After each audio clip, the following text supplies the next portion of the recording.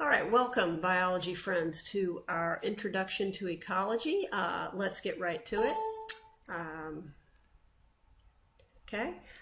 The scientific study of interactions, and the key word here is interactions among organisms, so between organisms and their environment. So not only how living things interact with each other, but with the environment of which they are a part.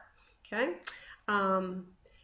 If you'll recall, when we talked about characteristics of living things, we talked about that living things are highly organized, and there are levels of organization that we can talk about in biology. In ecology, we tend to, even though it still exists, ignore all the different levels that are below the level of the individual. Okay.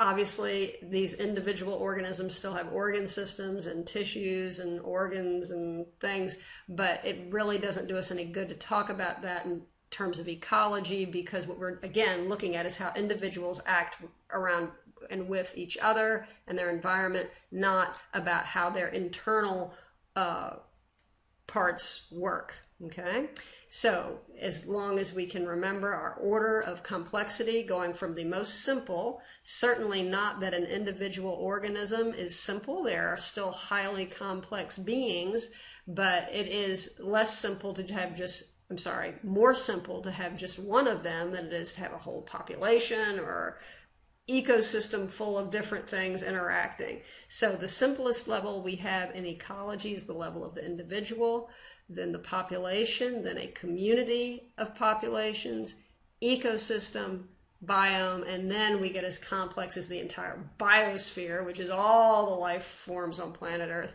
interacting and existing together. So let's remember definitions. Well, of course, we know what an individual is. So we have one individual organism, a bald eagle, okay?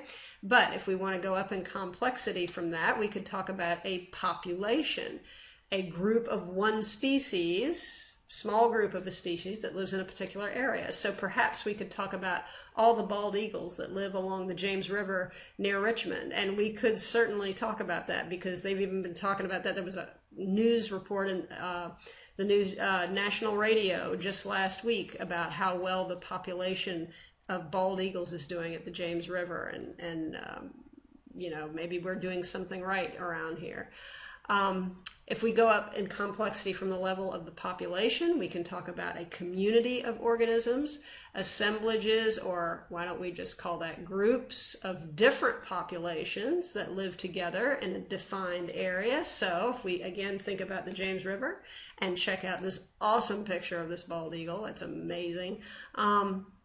We could think about not only the population of bald eagles along the James River, but perhaps the population of ospreys that's along the James River, competitors with bald eagles, gray squirrels along the James River, long-nosed gar, bizarre-looking, very ancient type of fish that lives along the James River, in the James River actually, red foxes, sycamore trees that live along. So all of these different populations of different organisms are what make up a community. Please note that what we are not talking about here are abiotic factors, things that are non-living.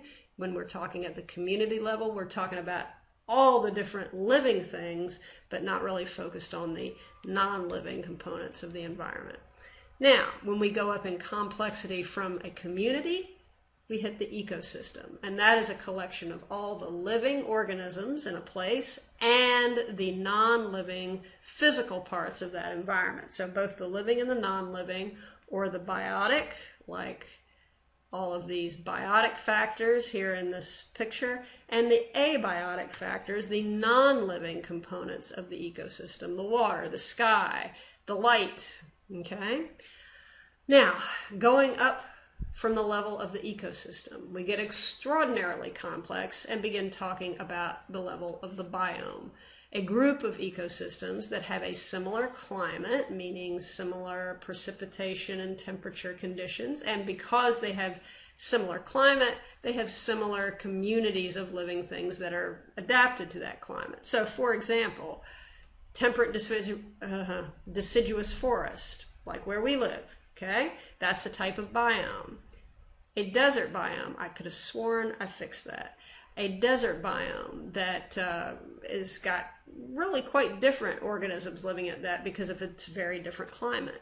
A marine biome, which once again has even more different organisms living in it, again because it's entirely different weather, climate conditions, if you will.